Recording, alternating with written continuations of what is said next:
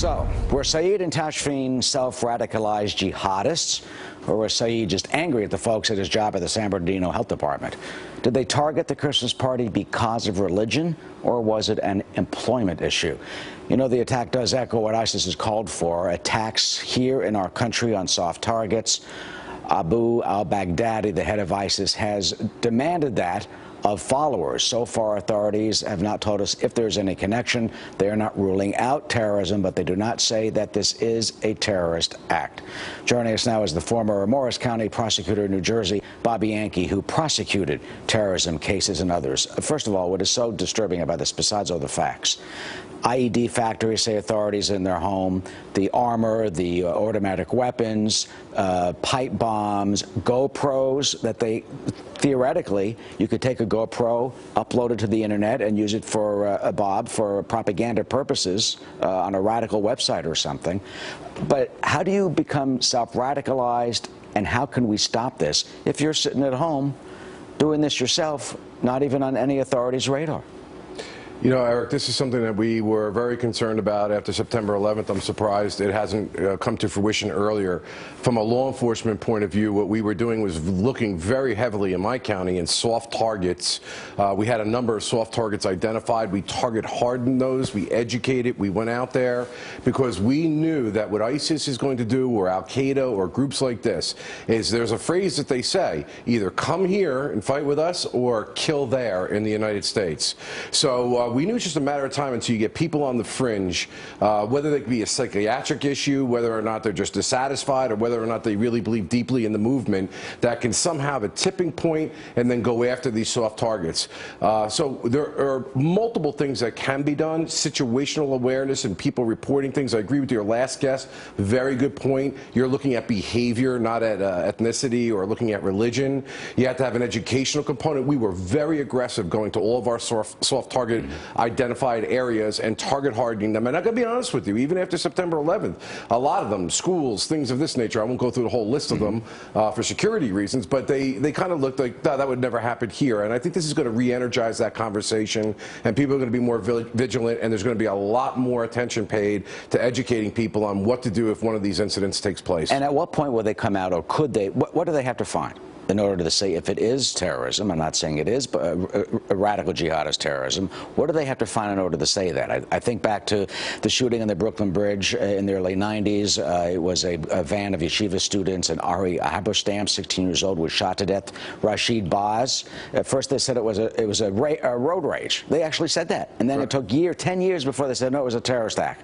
There was a shooter in the Empire State Building. They said he was nuts because they had financial problems. Then they said out, no, it's a terrorist attack. What will it take for them to either rule in or definitively rule out radical jihadist terrorism? Okay, this is a great question, and we kind of talked about this offset for a moment.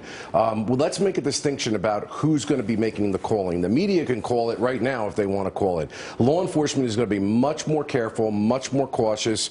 They want to be able to have facts and things that can be proven in a court of law. In this particular case, if there's other individuals that are arrested. So they're very, very slow, and they're going to need evidence such as computers, books, writings. I had a case in particular where we went into the back of the vehicle that was pulled over at a particular location that was in a critical infrastructure site, and we found copious amounts of photographs of critical infrastructures, both in New York and in New Jersey. It's some connection to these critical infrastructure sites, or a group or an organization, writings, computer, stuff of this nature that they're going to have to tie in before they're going to call this terrorism. But let's say this couple was surfing the internet. Let's say, as I said before, let's say they go on an ISIS website. ISIS has a magazine.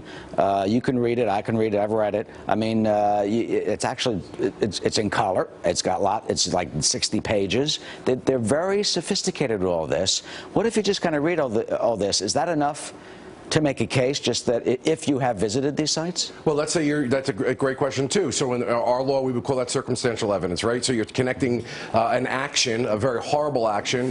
Obviously, there was a lot of planning and preparation that went into this action. Random innocent people were killed. All of the explosive devices, things of that nature. The GoPro, which I think is being used as a publicity or propaganda thing. Yeah, describe that again, because I think that's one of the most incredible things that we've learned from what they had. GoPros maybe recording this, or maybe trying trying to stream it live as it happened. Yeah, I think this is the most compelling piece of evidence. Again, as I was saying before, investigations are about the rule of common sense. You don't take a GoPro with you unless you want to be able to capture your crime, which is very unusual for criminals to do, capture it, and then be able to give it to people that you think are like-minded that will be excited about it. So that fact, the GoPro leaving the baby, and then if there's literature that they're reading, it's different than you reading the literature and me reading the literature, because there were no actions that pursued after that, but here there were. And as a prosecutor, to me, that would be as easy as cutting a piece of pie in a courtroom.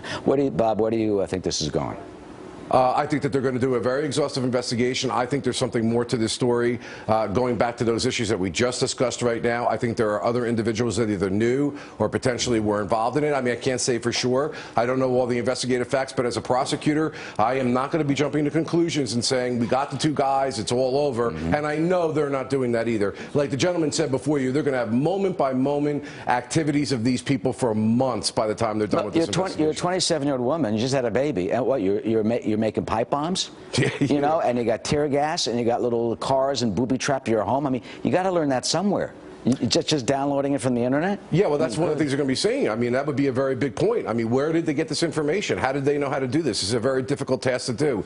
Where did they get this stuff from? But the pipe bombs itself, or the IEDs that they have over at the house, whatever they're getting, they're going to want to know, did they know how to do this? And if not, how did they get this data, and how did they get this information? And that'll be something, a question mark right now, but they're looking at it. El Sayed Nosair, who shot Meyer Kahana on November 5th, 1990, lone gunman, they said, for 2 years, until the World Trade Center was bombed in 1993. Will that happen in this case? We'll see. Bob Bianchi, thank you so much for your insight. We will continue our coverage with Bob and others throughout the night. Stay with us.